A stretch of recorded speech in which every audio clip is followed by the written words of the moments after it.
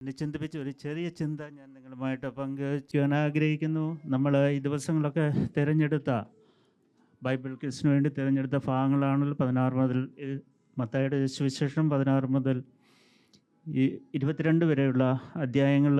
അതിൽ 17-ാം അധ്യായം 14 മുതൽ 21 വാക്യത്തിൽ ഒരു ചന്ദ്രരോഗം പിടിച്ച ഒരു മനുഷ്യൻ ചന്ദ്രരോഗം പിടിച്ച ഒരു മകനെ ശിഷ്യന്മാരുടെ അടുത്ത് കൊണ്ടുവന്നു.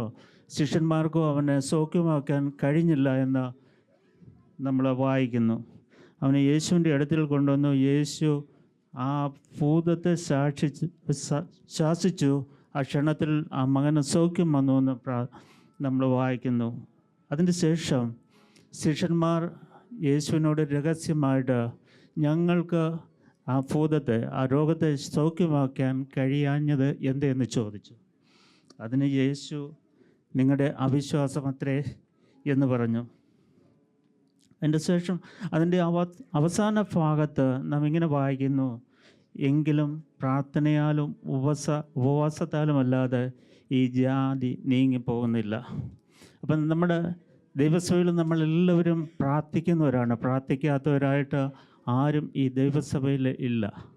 എന്നാൽ നമ്മുടെ ജീവിതത്തിൽ വരുന്ന ചില രോഗമായിട്ട്, ഭാരമായിട്ട്, എന്ത് പ്രയാസമാണെന്നല്ലോ നമ്മുടെ ജീവിതത്തിൽ പ്രാർത്ഥനയോടൊപ്പം തന്നെ നമുക്ക് ഉപവാസവും ആവശ്യമാണ്. നമ്മൾ ഈ ദിവസങ്ങളിൽ അതിനായിട്ട് നമ്മുടെ സമയങ്ങളെ വേർതിരിക്കാം. നമ്മൾ ഉപവസിക്കുമ്പോൾ, പ്രാർത്ഥിക്കുമ്പോൾ നമുക്കെതിരെ ശത്രു കൊണ്ടുവരുന്ന ചില ശത്രുവിൻ്റെ ചെയ്യുമ്പോൾ അത് രോഗമായിട്ട്, അപകടമായിട്ട് എന്തായിരുന്നാലും അത് നീങ്ങിപ്പോവാൻ ഇടയാകും. നമ്മളെ തന്നെ ശോധന ചെയ്യുക. നമ്മുടെ വിശ്വാസം എത്രമാത്രമുണ്ട്? നമ്മൾ ഒരു രോഗിക്ക് വേണ്ടി പ്രാർത്ഥിച്ചാലോ അവർക്ക് സൗഖ്യം വരുമോ? നമ്മൾക്കതിന് കഴിയുമോ? അതിനായിട്ട് ഈ ദിവസങ്ങളിൽ നമുക്കതിനായിട്ട് സമയങ്ങളെ വേർതിരിക്കാൻ നമ്മുടെ വിശ്വാസം വർദ്ധിക്കട്ടെ. ഉപവാസത്താലും പ്രാർത്ഥനയാലും അല്ല ഈ ജാതി നീങ്ങിപ്പോയില്ലെന്ന് ദൈവം തന്നെ നമ്മളെ അറിയിച്ചപ്പോൾ നമുക്കതിനായിട്ട് സമയങ്ങളെ വേർതിരിക്കാം. ഈ ചെറിയ ചിന്തയാൽ ദൈവമായ കർത്താവ് നിങ്ങളെല്ലാവരും അനുഗ്രഹിക്കട്ടെ എന്ന് പ്രാർത്ഥിക്കുന്നു.